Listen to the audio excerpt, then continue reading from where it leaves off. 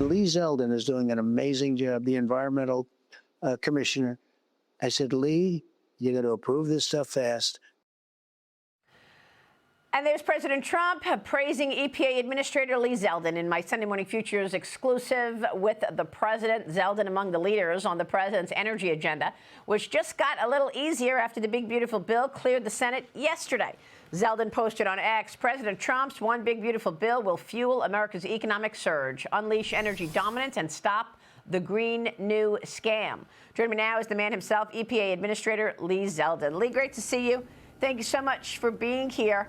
I want to get your take on how this landed in the Senate, because one of the key things that was in that bill in order to get Lisa Murkowski's vote was to remove that excise tax from wind and solar. Your reaction?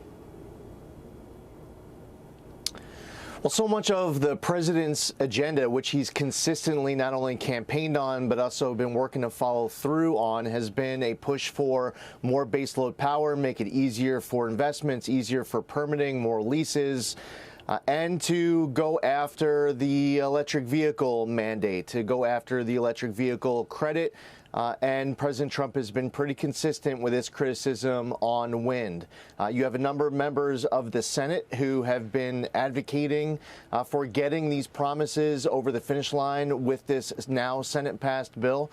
Hopefully the House is right behind it and the president will be able to sign it very soon. The president's energy agenda is a key piece of the one big beautiful bill that is getting advanced. While there's been so much focus, as there should be, on all the tax cuts and many other provisions, the energy wins are abundant.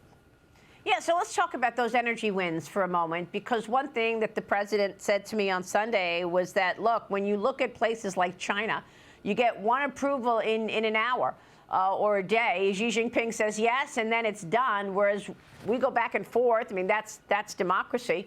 But one thing that he focused on was the permitting, Lee. So tell me about permitting rules and whether or not we've actually seen a significant change. The oil companies still want an easier time when it comes to permitting. Yeah, I mean, you have some states, they're blue states, they aren't allowing pipelines at all.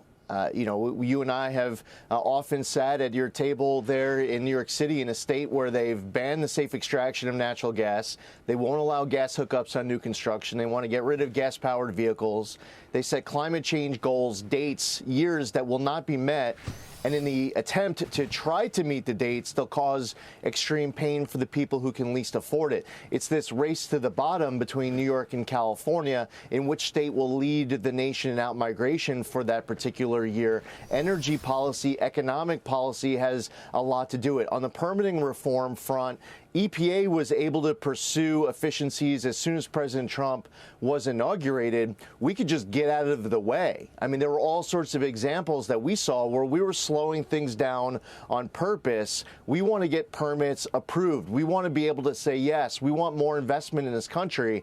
And if the one big beautiful bill is over the finish line and Congress decides to move into permitting reform, I would say that a threshold goal should be that these permitting requests take less time, they have less cost, they come with more certainty. If you could check those three boxes, you probably have a pretty good bill. And if you don't check those three boxes, you probably don't have a good bill.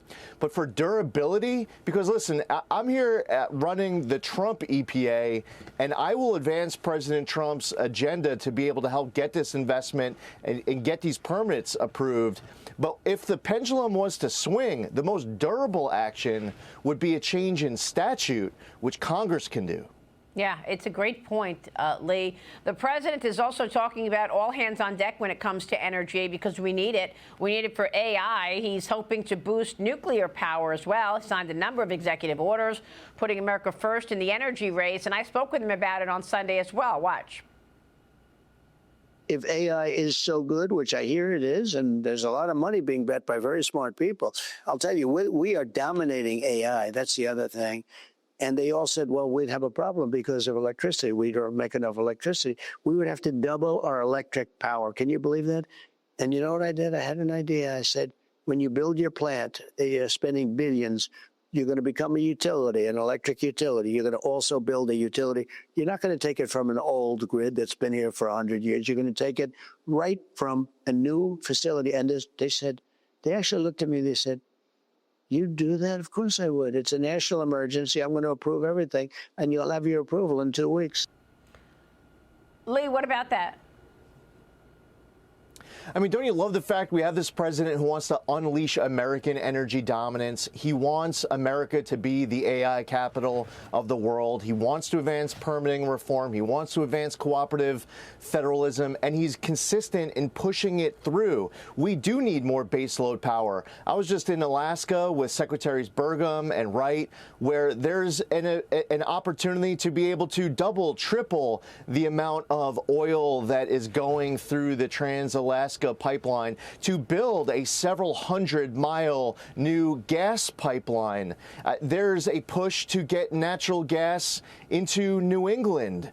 There are all these different requests across the country, big vision, companies that want to invest in this country, but in one respect, they need federal government to get out of the way. In another respect, they need the federal government to be a willing partner. And President Trump's message to me as administrator of EPA is that President Trump wants me to do everything in my power to make sure that we are both protecting the environment and growing the economy. We don't have to choose between the two.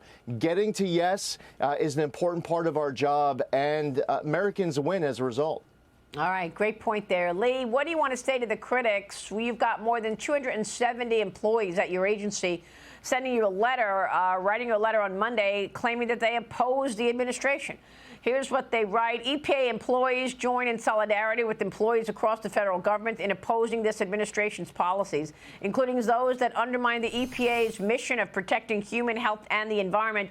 You've said many times that you have the environment as one of your priorities as well, Lee. So what are they not seeing? Yeah, the first pillar of powering the great American comeback, President Trump talks about it often, clean air, land, and water for all Americans. Listen, President Trump won last November. Kamala Harris didn't. She lost. For anyone out there, whether it's in an agency that I run or it's somewhere else in the government, if you voted for a different candidate, that's how this works. If you want to spend a career inside of government, sometimes your candidate might win an election, sometimes it doesn't. But Donald Trump is the 47th president of the United States. He's doing a damn good job as it. I'm honored to be his EPA administrator. And if anyone wants to be inside of an agency like this, they better get on board with the fact that the American public spoke. We listened, and we're going to implement that agenda. And what the Biden EPA did is not going to be treated as etched in stone. It's not some 11th commandment.